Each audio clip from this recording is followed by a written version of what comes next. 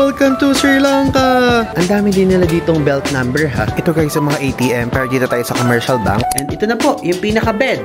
Nakikita niyo po yun. Ayun yung Hilton. Tingnan niyo, kakaiba yung vibe ng KFC dito. Okay guys, I'm back again with another video sa another series, another travel destination to visit. At ngayon, pupunta po tayo sa ating country number 24 sa Teardrop of India sa Sri Lanka.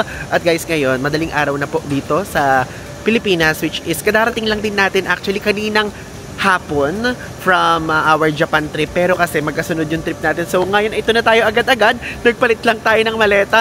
So gusto ko lang i-share sa inyo na tayo po ay nag-book ng flight sa AirAsia and ilalagay ko po dito yung price sa screen.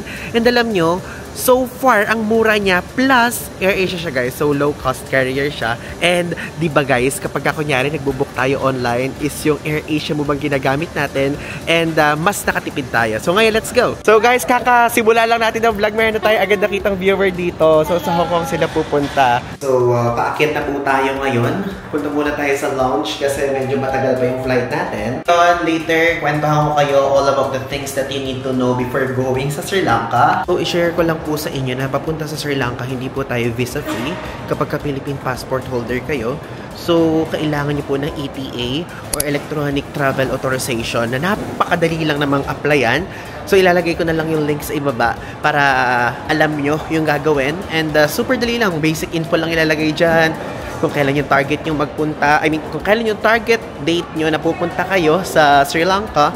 And yun lang. And may babayaran lang kayong konti, which is ilalagay ko yung price dito sa screen kasi nakalimutan ko. So tayo po ay na-issuehan tayo ng double entry na visa. Kaya pwede tayo lumabas at pwede tayo bumalik ulit. And yun, 2 times tayong pwedeng pumasok, pero sa beses lang naman natin gagawin yun. Ito, papunta na tayo ngayon sa Pags. And alam nyo, gusto ko lang sabihin sa inyo guys, naramdam ko yung pagbabago ng NAIA. Like, kasi diba, lagi naman tayo umaalis ganyan. And so far, naramdaman ko guys yung changes, yung improvements. So, yun dun pa lang sa papasok, ang linis ng tignan. Aside from that, yung kapag ka nasa loob, ang linis din ng loob. Pero, ang komento ko lang, yung immigration part lang talaga. Sana yun ang ma-improve. Oh my God, sarado guys. Sarado ang Pags. Wala tayong choice. Doon na lang tayo sa mismong gate natin. Mag-antay. Konting oras na lang naman. Pero itong Marhaba, bukas po siya. Ngayon ko lang nakitang sarado yung Pags. And share ko lang sa inyo, ngayon po, time check, 11:34 PM, February 11, Tuesday. So, hindi ko alam kung every Tuesday ng ganong oras sarado yung Pags. Pero dati naman, bukas yan. So, yung flight po natin is fly-through flight. So, ibig sabihin, Manila to Kuala Lumpur na may layover again doon. Then, from Kuala Lumpur going to Colombo. And yung layover natin sa Kuala Lumpur is 3 hours. Okay? So, medyo okay na rin yun. And ang kinaganda dito, iisa lang yung airline natin. Kasi kapag iisa lang yung airline, guys, protected. So, kapag, for example, madidelay yung flight nyo, ganyan, si mismong AirAsia yung mag-move sa inyo sa other flight. Eh, kapag kunyari, magkaiba yun, baka mamaya hindi pa kayo makapasok sa susunod na flight nyo, di ba? Alam nyo, yung sinasabi ko sa inyo sa intro, ngayon ko lang nalaman. Ngayon ko lang napagtanto na, di ba, sinasabi ko sa inyo, AirAsia move something na ganyan. So, ang ibig ko pong sabihin doon, makakamura kayo kapag kunyari, AirAsia yung kinamit yung airline. And usually naman, AirAsia, ganyan, Malaysian Airlines yung pwede nyo gamitin. Though pag kumparahin nyo na lang. Pero, aside from booking directly online, pwede din kayo mag-check guys sa mga iba't ibang websites. Like ako kasi tinitingnan ko lagi kapag ka nagbo-book.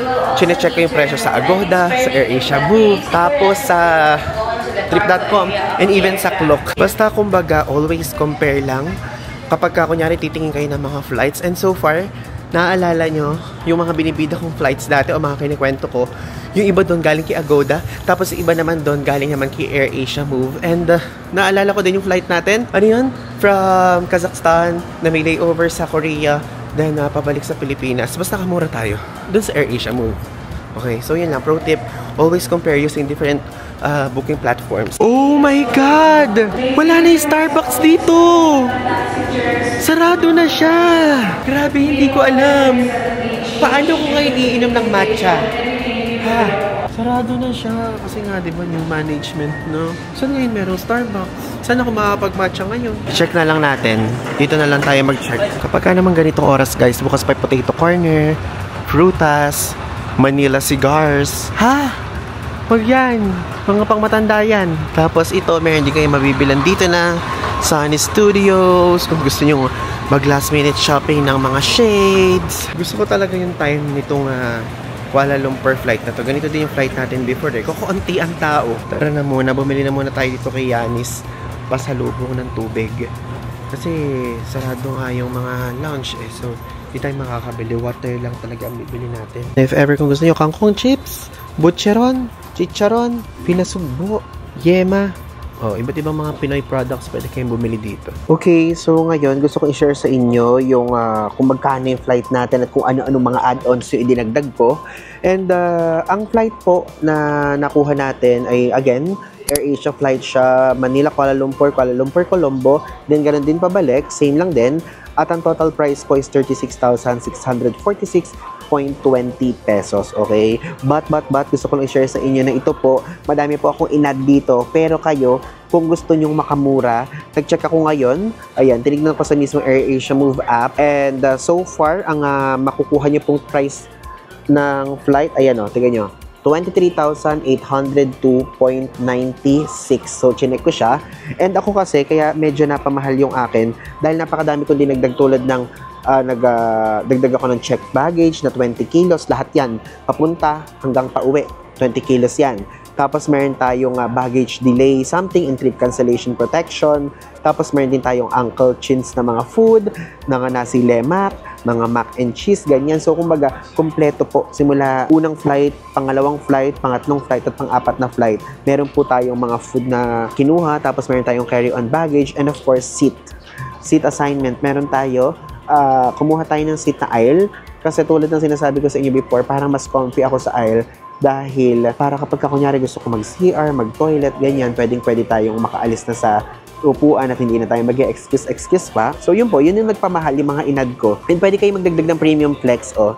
So, itong 23 na to, kapag ka premium flex nyo yung dagdag, which is ito siya, yan yung mga dinagdag ko na pinakita ko sa inyo, is additional siya na, may additional siyang 11,560. Though iba-iba yung mismong presyo niyan, depende sa flight nyo at kung ano pa man yan, ganyan. Pero yun, gusto ko lang sabihin sa inyo na nung nagre-research ako ngayon, kung magkano yung pinakamura, 23,802.96 pesos. Ayan, again, yung akin medyo pricey lang. So, kayo na lang bahala mag-check kung ano mga flight, airlines ang gusto nyo po. And also nga pala guys, gusto ko lang din i-share sa inyo na alam nyo ba, hindi po tayo nagbayad ng Philippine Travel Tax. But merong mga kondisyon para hindi kayo magbayad or para ma-exempt kayo sa Philippine Travel Tax. Yun po yung dahil tayo, kadarating lang natin kanina, then pumunta tayo dun sa mismong bayaran ng Philippine Travel Tax, tapos sinabi natin na gano'n na, ano po, dumating po ako kanina ng 5 o'clock, tapos kanina, mga around 10 o'clock, then sinabing gano'n, ibigay lang daw sa kanila yung e-travel kanina, tapos ibigay lang din yung boarding pass kanina, which is yung Japan going back to the Philippines flight natin, tapos yung boarding pass natin ngayon, which is naman yung Manila going to Sri Lanka, okay? So, ilalagay ko na lang dito yung requirements para kahit paano kapag kunyari, same tayo ng sitwasyon, maka-discount din kayo, 1,620 pesos din yun, no?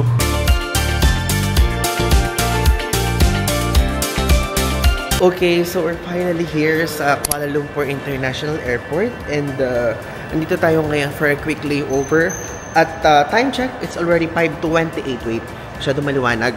5:28 AM at ang flight natin ay 8:15 AM pero meron tayong boarding time dito na 7:45. So let's go, pumunta na tayo dun sa gate natin. Itong ganitong scenario guys, medyo gamay na natin siya dahil ganito din po yung ating ginawa doon sa previous flight natin dito, which is yung Manila to Kuala Lumpur and Kuala Lumpur to Kazakhstan. Basta sundan nyo lang yung transfer. So ito international transfer. Let's go here. Okay, so we're here again. Tara dyan sa screen na yan at check natin kung saan ang gate natin. Ayan po, nakita na natin. Colombo, AK45, Q21. Ito na, tignan nyo, dito yung gate Q1 to gate Q21. Grabe, pinakadulo tayo. And gusto ko lang i-share sa inyo itong tinulugan natin before, Capsule Transit. If ever pwede kayo guys dito matulog. Okay dyan, malamig, very silent, and masarap matulog. Just in case, kung tatanungin nyo kung magkano, 135 Malaysian ringgit po yung 3 hours. Yung 12 hours naman, 240 Malaysian ringgit. May kasama ng pa-locker dyan. I mean, may kasama ng locker dyan sa loob ng capsule room nyo. At meron na din kasamang pa-shower.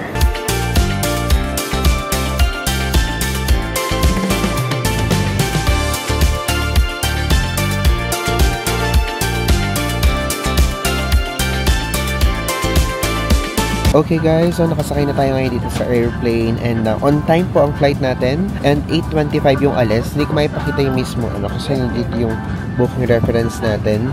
Ayan. And ang flight natin, tinanong ko, kinlear ko kasi wala na akong access sa internet, is less than 4 hours. Ang sabi ata 3 hours and 45 minutes. I forgot kung ano yung specifics. So, update ko na lang kay mamaya pagdating natin doon sa Colombo. And hindi full yung airplane. Like, wala nang taong pumapasok pero parang half lang ng flight yung merong tao. So, I think konti lang yung nagpupunta ng Colombo during this period or season. So, update ko na lang kayo later. Bye. Landed at Bandaranaike International Airport, Colombo, Sri Lanka. We are pleased to inform you that we have landed 20 minutes ahead of schedule. And the local time now is 5 minutes past 9 in the morning. Okay guys, touchdown Sri Lanka! Hello! Okay, so tignan nyo, ganito po itsura ng arrivals area dito.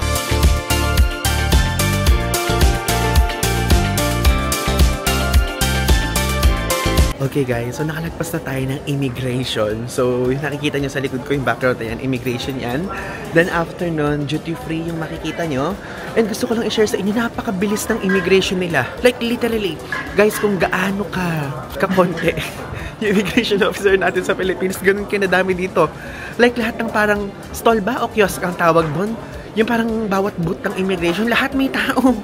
Nakakatuwa. So yun po, gusto ko lang i-share sa inyo. And also, since ETA ang kailangan natin dito, electronic travel authorization something ganyan, inihanda ko yung cellphone ko, baka mamaya hanapin, or kahit yung screenshot, inihanda ko. Pero guys, hindi. Automatic na. Kasi dun sa mga ibang bansa natin pinupuntahan, kahit copy, physical copy o e-copy kailangan. Pero dito hindi na. Yan, bumaba na tayo. Meron silang app ditong Pick Me. Pero tayo kasi mag-Uber tayo going sa ating hotel. Ayan yung choices. Tignan nyo, Uber Premier, Zip, and Van. Nabasa ko dito sa poster nila, yung Uber daw aantayin sa exit S2. I mean, doon yung parang meet up point. At least, di ba? Alam na nating lahat. Ang dami din nila ditong belt number ha. Nasa pangalawa tayo sa pinakadulo, which is belt number 2. Welcome to Sri Lanka. May maleta. Asan ka? Hindi kita makita. After nating makuha yung maleta natin, ang pagsubok naman para makuha naman ang ating pera sa ATM, yun naman ang next. Okay, this is our maleta. Wait. Yan. Actually, napakaaga pa dito sa Sri Lanka. Like, tignan ko yung oras. 9:31 AM pa lang. So, usually naman ang standard na check-in 2 PM, diba? So, matagal pa tayo mag-iintay.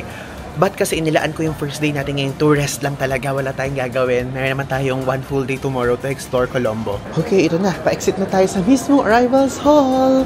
Okay, ito yung itsura. Ayan. Ayan naman, makikita nyo dito. Meron dito mga foreign exchange, commercial bank, Thomas Cook, Bank of Ceylon. Tapos sa mga exit na to, S2 po.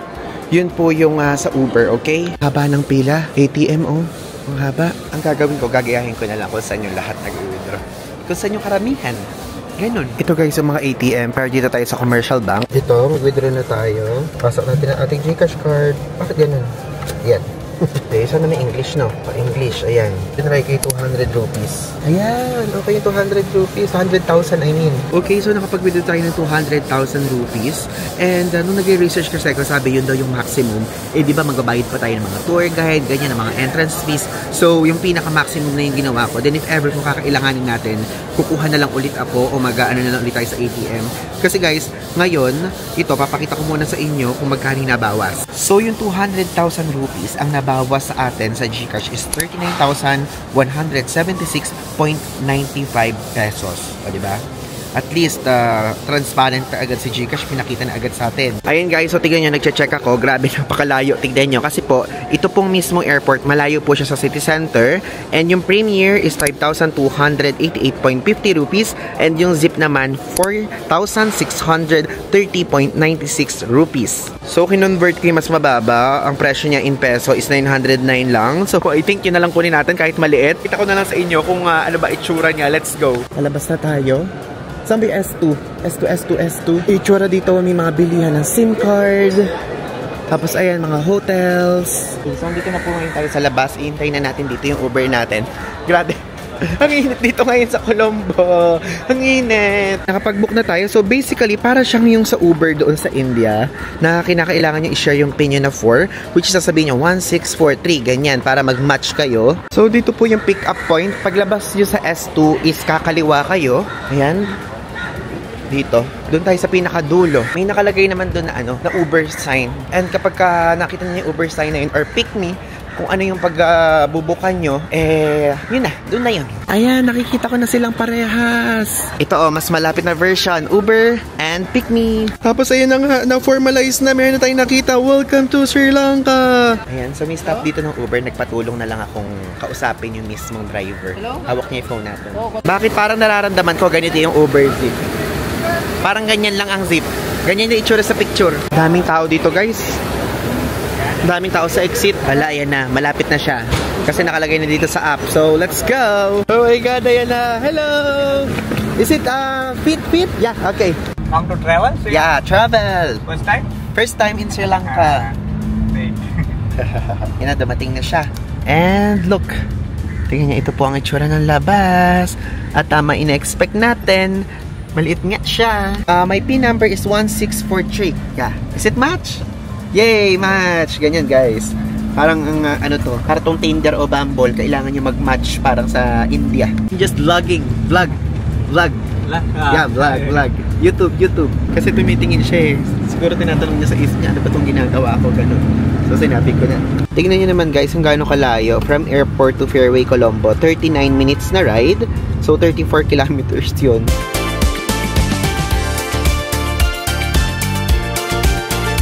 So ngayon, gusto ko lang i-share sa inyo na yung Colombo Airport, malayo talaga siya sa city center. And two of the reasons is, number one is yung safety. Kasi kapag daw yung mismong airport malapit sa city center, masyado daw mako-cover ng oil pollution, ganyan, magiging crowded, yung mismong city center. And aside from that, merong military history po yung airport nila dahil yung Royal Air Base before. O diba? From Royal Air Base, naging airport, naging main airport nila.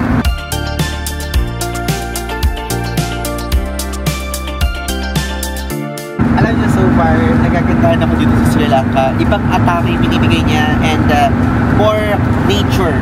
Yung nararamdaman ko, nasa biyahe pa lang tayo papunta sa city center, pero ganun na guys, yung binibigay niya sa akin.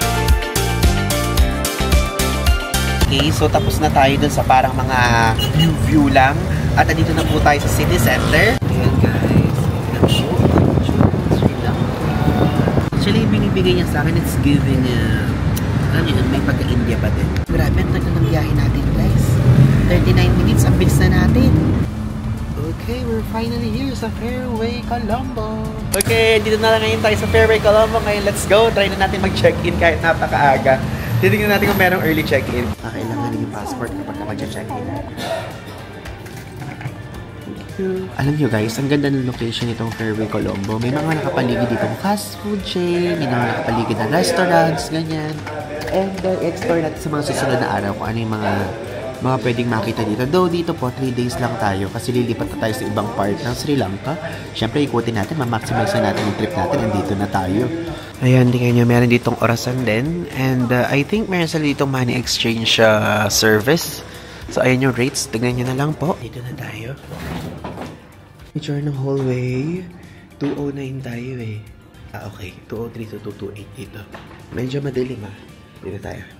209. Ganda din ang room Ang ganda, guys. Okay, now, mag-quick room tour na muna tayo. Then, after nun, mag-lunch and dinner. Early dinner and late lunch, ganon. Then, mag-rest na tayo muna. So, ito po yung room na binook natin. And, oo, disclaimer, gusto ko muna sabihin sa inyo na ang binook ko po talaga isang room na merong 1 king size bed, but wala kasing available and napakaaga natin dumating. Tinanong ako sa front desk kung okay lang daw bang offer nila ako ng complimentary check-in, pero 2 single bed. So, inaccept ko na din. And doon una naman, talagang pinag-iisipan ko kung 2 single beds or isang bed na malaki lang yung aking kukunin. Pero same price lang naman din kasi to kumpara dun sa dapat na bed natin. So, if ever, kung ano yung makikita nyo po dito, same price lang siya kapag ka isang malaking bed. Ngayon, let's start. Ayan yung door. And katabi niya agad, usually ito. Makikita nyo naman, meron po dito toilet. And, ayan. Ito po yung mga towel.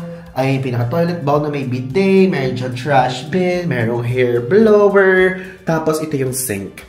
O, diba? And, ano siya, guys? It's giving, tawag doon? It's giving Go Hotels and Hop In sa Pilipinas. Yung ganito yung lalagyanan. Ganun, may hand soap. Tapos, merong shampoo and shower gel. And ayan po, ayan, meron pa shower dyan. Tapos, merong door yung shower area, kaya hindi magiging messy sa floor. And yes, meron ding mat po na ganyan. Naalala ko, may nag-DM sa atin sa isang hotel review natin kung meron daw bang mat na ganyan. Yes po, meron! Tapos, of course, meron sila itong pa luggage rack, though hindi ko pa nilalagay yung luggage natin dyan. And dito sa area na to, is yung anuhan ng aircon. Controller ng aircon. So, ito natin ang aircon natin. Ayan, malakas. Then, ito yung switch ng ilaw. On natin ulit. Then, ito naman, ayan, in-on natin. And ito na po, yung pinaka-bed. Ito sa side na to, makikita natin dito ang cabinet na merong security box. Tapos, ito, yan, meron siyang mga sampayan dyan if ever kung hindi magsampay. Baba na side, merong extra storage. May laman ba? O, walang laman yung isa. Yung pangalawa, wala ding laman. Pero ito, meron ditong sign na kung saan, dyan po ano yung makikita natin sa Mecca. Yun. So, if ever kung Muslim kayo, ibig sabihin dito nakaharap. Dyan kayo haharap. Tapos ito po, ayan, may refrigerator dyan. And i-stackan natin yun ng water. Tapos dito, mayroon pa ilaw. And ito, actually alam nyo, tinitignan ko kung ano to. Hindi ko mawari kung ano. Ah, ito pala. Bakit nung una hindi siya ganyan? Basta ayan. Ayan po, may pa-ilaw dyan. Tapos dito merong bedside table na merong telephone. And, ano to? Ah, wala. Yun lang. Remote lang. Tapos ito po yung 2 single beds. Akala ko nga nung una, guys, magkahiwalay.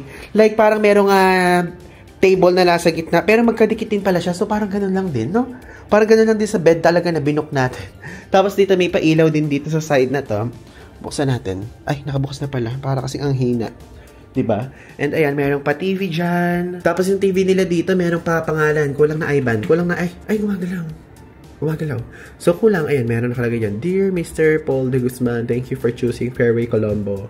Then, ayan, this is a non-smoking room. So, bawal po mag-smoke, okay? Tapos, kung meron kayong inquiries and assistance, magdahil lang kayo ng 0 sa room. Tapos, ito po ang working area. And, makikita nyo dito, meron po ditong electric kettle. And ito yung sikat na coffee nila. Ay, na coffee tuloy na tea. Kasi po, fun fact, dito po sa Sri Lanka, sikat na sikat po ang tea. Specifically, itong Ceylon Black Tea, okay? Wait, tatanungin ko muna sa iba ba kung Ceylon ba ang basa doon o Ceylon or kung ano pa man yan. And of course, dito sa side na to, meron dyang scan here na kung saan. Kung gusto niyo magpa-room service na pagkain, tapos mga filtered water. So, 4 na piraso. Galing, meron pang pa-expiration kung kailang ginawa, oh. Ay, ang tagal na pala nito, January 1 pa. Pero may expiration siya, April. Then, ito naman po, ayan, may pa-tissue. And time check, it's already 11:12. Kain na tayo, then after nito, magre-rest na tayo. And gusto ko lang din i-share sa inyo na ang Sri Lanka po is 2 hours and 30 minutes behind sa Manila. So if ever kung sa Manila ay 13:45 or 1:45, dito po ang oras is 11:15. Paalis na tayo ngayon at magpunta na muna tayo sa KFC. Gusto ko lang din sabihin sa inyo na ito pong Fairway Colombo na ayan yung hotel natin ay located po sa Fort. At yung Fort, kino-consider siya na business district, financial district ng Colombo. Nasa city center to. Dahil dito po matatagpuan yung CSE o Colombo Stock Exchange, and aside from that, yung World Trade Center. Tignan nyo, ito yung itsura ng harap. Tapos, ayan, nakikita nyo po yan. Ayan yung Hilton. Kasi ito lang yung KFC. Napakalapit lang sa hotel natin. So, ito lang guys yung best option na pwede natin kainan for now. Hindi kung bakit. Kasi guys, ang mga nakapaligid dito po sa restaurant natin, ay sa hotel natin rather, sorry na mali ako, ay puro crab resto. Guys, hindi po ako nagka-crab and hindi pa ako ready mag-crab. Alam ko, napakadaming opportunities na pwede tayong kumain ng crab, pero kasi basta, parang hindi ko pa option yung crab. Kaya ngayon, dito na muna tayo. Aside from sa mga crab, mga curry, ganun. Bakit ganun walang katao-tao dito sa restaurant? Ito yung menu nila dito. Ayun, as you can see, may chicken biryani, spicy rice, 2-piece chicken biryani meal, 1,750 rupees yun. Tapos ito, snackers and burgers. Yung classic snacker nila, 490 rupees. Tapos double decker na meal, 2,200 rupees. Tapos dito, hot drumlets is 1,200 rupees. Ala silang ano, no? Wala sila dito mga fries and spaghetti or kahit anong pasta. Na 2-piece crispy chicken meal. Yeah. Can I have 7-up? Yeah, 1. So, 1,750 guys yung total. And pina-take away ko na lang kasi malapit lang na may hotel natin. Doon na lang natin kainin. And dito kasi sa loob nila walang aircon. Init. Tignan nyo, kakaiba yung vibe ng KFC dito. Hindi tulad sa atin at sa mga ibang bansa na pupuntahan natin. Actually, ngayon na lang ulit tayo kakain ng chicken biryani. Kasi usually, kailan ba tayo huling kumain ng biryani? I forgot, pero parang sa Singapore pa ata yung huli natin. And again, yun po. Wala ditong plain rice, so far ako nakikita. So, puro biryani tayo ulit. Okay, so nakabalik na tayo dito sa ating hotel. And ito po ay 1,750 rupees. So, kinonvert ko siya ngayon, 343.85 pesos yung katumbas. And alam nyo guys, mas gusto ko talaga yung plain white rice. Pero wala kasing ganon. So, ayan po ang biryani rice. Amoy na amoy ko na naman. And ina-expect ko sa mga susunod na araw, puro na naman tayo mga curry. Or mga, yung same lasa, yung parang mas spice na food. Okay, so tikman na muna natin to. Di ganun katapang yung lasa ya. Okay naman siya. Hindi naman hang. So kumuha tayo ito. This is their chicken. Okay siya. Worth it na yung price for me. Okay, now gusto ko na i-share sa inyo kung paano tayo nag-apply ng ETA and kung ano yung mga naging proseso, ganyan. And even yung from Naiya to Kuala Lumpur and Kuala Lumpur to Colombo experience natin or yung day zero experience natin. And ngayon gusto ko muna simulan niya sa pag-apply ng visa. Sa pag-apply po ng visa, yung link ilalagay ko dito sa screen and ilalagay ko din sa video description para maging updated kayo. And so far, ang hinanap lang naman dyan is usually yung mga normal. Kunyari, ano pangalan nyo, passport number, ganyan. And kapag ka po naging successful na yung pag-apply nyo, is papadalan po kayo ng ETA status acknowledgement ng Sri Lanka sa inyong email. So, Ivan, magkano ang binayad mo sa pag-apply na ito? Okay, ang binayad ko po ay $52. Okay? Yung $52 na yon ay after 24 hours, marireceive na natin ang ating ETA. So, sa pag-apply, tulad ng sinabi ko sa inyo, passport number, name, nationality, date of birth, ganyan. Yun po ang kailangan nilang malaman. And kapag isinend sa inyo yung approval is nakalagay na doon yung ETA number, yung validity of ETA, tapos yung entry type. Okay? So gusto ko lang i-share sa inyo na ito pong pag-apply natin, nangyari po ito noong December 16. So noong December 16 tayo nag-apply and ang ina-expect ko, may-receive ko na kaya agad within the day or after 1 week, ganyan. Though, ang nababasa ko online, marireceive daw after 24 hours and yes, after 24 hours or within 24 hours na-receive po natin, okay? So, December 17 natanggap agad natin yung approval notice and nakalagay na doon yung mga info. Ayoko na lang guys ipakita, pero i-screenshot ko na lang din. Tatakpan ko na lang yung mga basic information para makita nyo din at para meron po kayong ma-visualize, okay? So, doon sa ETA number, ayan, nakalagay yung importante yun kasi yun yung kailangan nyo pagpasok. Then, dun sa entry type, nakalagay doon double. This is permitted within 30 days from your initial arrival. So, yung pagpasok po natin ngayon, which is pumasok tayo ngayon ng February 12, pwede ulit tayo lumabas, tapos pumasok tayo kunyari next week, pwede yun. Pwedeng mangyari yun. And, ang kinaswerte doon, if ever kung gusto nyo magpunta ng India muna, tapos babalik kayo ng Sri Lanka, pwede. Ganun ang mga magiging sistema, if ever kung gusto nyo gawin yun. Tapos, meron dito na nakalagay din, validity of ETA, valid for 30 days only. Tapos may nakalagay dito, used before June 15, 2025. Okay? So, anytime pwede nyo gamitin, basta wag lang June 16. Kasi nakalagay dito June 15 before June 15. So, yun, meron din siyang expiration yung kung kailan siya magagamit, okay? So, luckily, nagamit na po siya natin ngayon, February. Then, yun na, okay na. And nakalagay dito sa mismong ETA, purpose of travel, tourist, sightseeing, and holidaying. Yun talaga, yun nakalagay, holidaying. And nakalagay din dito, you are not permitted to use this ETA for any other purpose, business, trade, study, NGO activities, journalism, meeting with political parties, and yun po ang mga nakalagay dito. And yun lang naman. Wala naman ng ibang other things na nakalagay. And also, gusto ko lang din i-share sa inyo na noong una, iniisip ko ipiprint ko pa ba itong ETA, pero para kasi hindi siya ganoon ka-formal, guys. Usually kasi yung mga iba nating natatanggap na e-visa, or kung ano pa man yan, merong parang PDF na ipapadala sa inyo sa email nyo. Pero ito wala. Talagang yung mismong email, yun na yung ETA. And in-screenshot ko din siya para kapag ka in case na hinanap sa atin ng immigration nila dito ay maibigay natin. Okay? So far hindi naman hinanap, automatic lang. In-scan lang ata yung name natin, tapos lumabas doon ang ating info about sa ETA. Okay? So, ngayon naman, share ko naman sa inyo yung experience natin. Like yung full experience natin sa NAIA, okay naman, ganyan. Then, tinanong tayo doon sa check-in counter saan yung final destination. Colombo daw ba? Sabi ko, yes, Colombo po. Tapos, hindi nila ako hinanapan ng ETA kasi usually kapag ka visa, hanapan kayo ng visa. Kapag ka e-visa, hanapan kayo ng e-visa. Pero yung ETA hindi nila hinanap. O, diba? Nakailang beses ako ng ETA kasi yun po talaga ang mahalaga bago kayo makapasok sa Sri Lanka, which is dito. Then, after nun, immigration, ganyan. Tapos, ang tinanong lang kung government employee ako, sabi ko, hindi. Then, yun na. Okay na. Tapos, after nun, then, nagkintay na tayo ng flight natin, ganyan. Then, nung nakarating tayo sa Kuala Lumpur, yung layover natin doon is 3 hours lang. So, nag-rest tayo naman ng 3 hours. Nagpunta na tayo sa gate natin. Then, okay na din. At pagdating natin dito sa Colombo, o yung airport nila dito, napakahirap bigkasin. Ilalagay ko na dito sa screen yung pangalan ng airport nila. Basta yung banda, ang haba po talaga ng airport name nila. And paglapag natin, wala akong naramdaman na takot or something. Kasi usually, di ba, kapag meron kang bagong bansa pinupuntahan, parang, hala, paano mangyayari dito? Ganyan. Kasi parang iba yung vibe na binibigay ng Sri Lanka.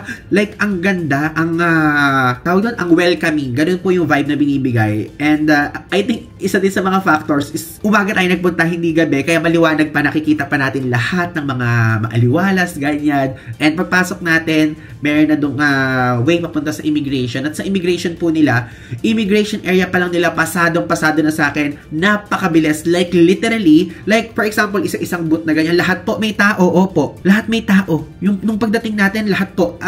Yung pagdating ko kanina, around 9 o'clock to 10, ganon, AM sa Sri Lanka time. So, pagka ganung time kayo dadating, napakadaming tao na, napakadaming immigration officer. Then, ang bilis lang ng pila lahat. Then, aside from that, if ever, kung iba po yung passport nyo sa mga nanonood sa atin, tapos kung applicable kayo sa visa on arrival, meron din dong section for visa on arrival. Kaya lang, hindi ko na kasi yung inaral kasi guys, syempre, pang Philippine passport, yung inaral ko lang talaga. And yun, again, sa atin, ETA, inulit ko na naman. Then, after nun, lumabas na tayo, baggage claim area, napakadaming baggage belt. Okay? And nasa pinakadulo tayo, which is na-assign sa atin is baggage belt number 2. Then, dulo yun. Tapos, after nun, lumabas na tayo. Then, meron doon color red at meron color green na lalabasan. Though, hindi ko na siya na-picturean. Pero sa customs nila yon. Kapag sa color red kayo dadaan, is meron kayo i-declare. Tapos, kapag ka naman sa color green, is nothing to declare. So, kaya sa green kayo dadaan. Then, pagdaan nyo doon sa green, after nun, nakalabas na kayo sa mismong arrivals hall area. Tapos, pwede na kayo mag-withdraw. Okay? Ang winidrawhan ko po is commercial bank yung name. And, bakit ka doon nag-withdraw? Kasi na nagre-research po ako. Yun po yung isa sa mga bank na names na nakita ko na maganda yung feedback online sa TripAdvisor, sa mga Facebook groups. So, doon na lang din ako nag-withdraw. And, yung withdraw po natin is 200,000 rupees. 200,000 Sri Lankan rupees. At ang bumawas po sa atin sa 200,000 Sri Lankan rupees ay 39,176.95 pesos. Okay? So, bakit parang medyo malaki naman yung mga withdraw mo? dahil 9 days ka lang naman, bakit ganyan mahal ba sa Sri Lanka? Hindi po mahal sa Sri Lanka kapag kayo kunyari kakain lang kayo at konti lang ang pupuntahan nyo. Ako po kasi, tayo, ang ruta natin dito sa Sri Lanka trip natin, iikutin natin lahat ng mga famous destinations dito. And aside from that, merong entrance fee. So yung entrance fee, dito ko siya ibabawas. Like kapag for example, pupunta tayo sa national park na ganun, may pupuntahan tayong ganun. So, nung tinignan ko yung price, kasi medyo, yun yung parang $17, meron $5, meron ganyan. So, I think, mauubos din natin to sa entrance fees pa lang. Plus, yung second day natin, o yung first full day tomorrow, technically parang second day natin siya, is DIY po tayo. Pero yung ika-third day natin, is meron na tayong tour guide. And, guys, this is not sponsored, okay? Naghanap po ako online na napakaayos na travel agency sa Sri Lanka. Kasi, solo traveler tayo and at the same time, meron din kasi ako napapanood na vlog. Like, kapag kakanyari sa train, yung sikat na train nila, meron hinahablot yung cellphone, ganyan. Tapos, gusto ko kasi talaga yung ma-fully immerse natin yung self natin sa mismong culture nila. Like, kapag meron tayong hindi alam at hindi natin ma-research online, is alam nilang sabihin sa atin. Kaya nilang sabihin sa atin. Gets nyo yung ibig kong sabihin. And aside from that, may mag-guide na sa atin. Safe pa yung gamit natin, yung maleta natin. And yun. Kasi, ang pagta-transfer natin, mayroong transfer via train, mayroong ding transfer via car. Dahil kumbaga parang karamihan sa mga major cities or major locations sa Sri Lanka ay target natin. And ang kinaganda dito, yung tour po natin is meron ako mga nakitang Filipino na nag-avail ng tour sa kanila.